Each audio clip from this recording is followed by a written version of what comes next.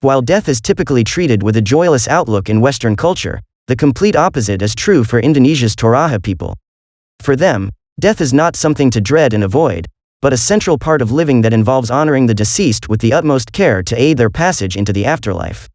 Funerals are major celebrations that take years of preparation. In the meantime, the dead bodies remain in their family homes. Their loved ones change their clothes, give them food and water daily, and swat the flies off their rotting skin.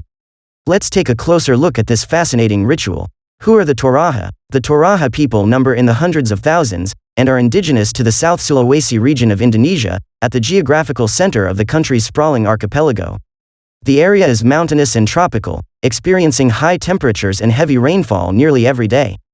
Torajans had little contact with the outside world until the Dutch started occupying their territory in 1906. While most of the modern-day Toraja people are of Christian faith and some are Muslim, animism, a belief that non-human entities, such as animals, plants, and even inanimate objects possess a spiritual essence, is still very much a part of their culture. More importantly, Torajans hold on to the belief that their earliest ancestors were heavenly beings who descended to earth using a divine stairway. Most Torajans live in small villages connected only by dirt roads in the Sulawesi highlands.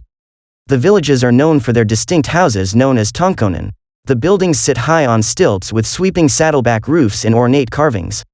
These houses function as the meeting point for nearly all aspects of Torajan life, which is highlighted by the importance of family connections.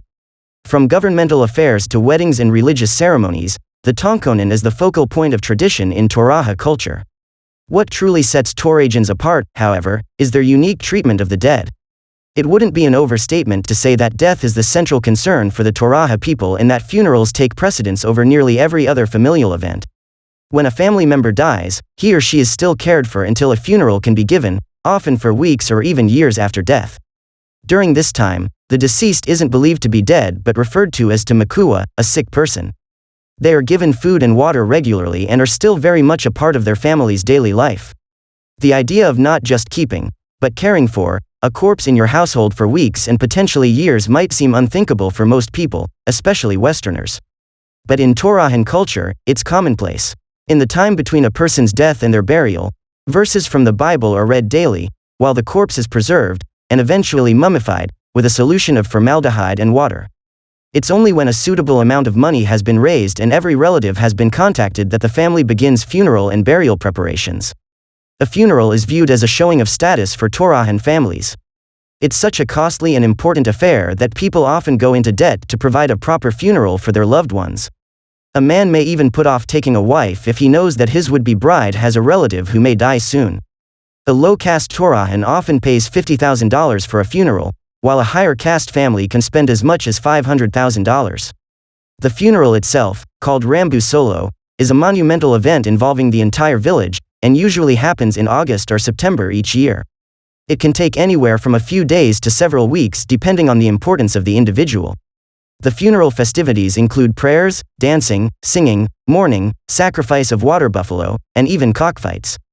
Relatives who may have been dead for well over a decade are removed from their crypts, cleaned of any bugs, changed into a fresh set of clothes, and wiped and sprayed from head to toe. More importantly, this second funeral gives an opportunity for the younger generations to connect with their ancestors and bond with the family's lineage. It's not unusual to see young Torajans share a smoke with their dead great-grandfathers, or take selfies with their mummified grand-grandmothers. I hope you love this video. If yes, follow us on Facebook and subscribe to our channel on YouTube. Thank you.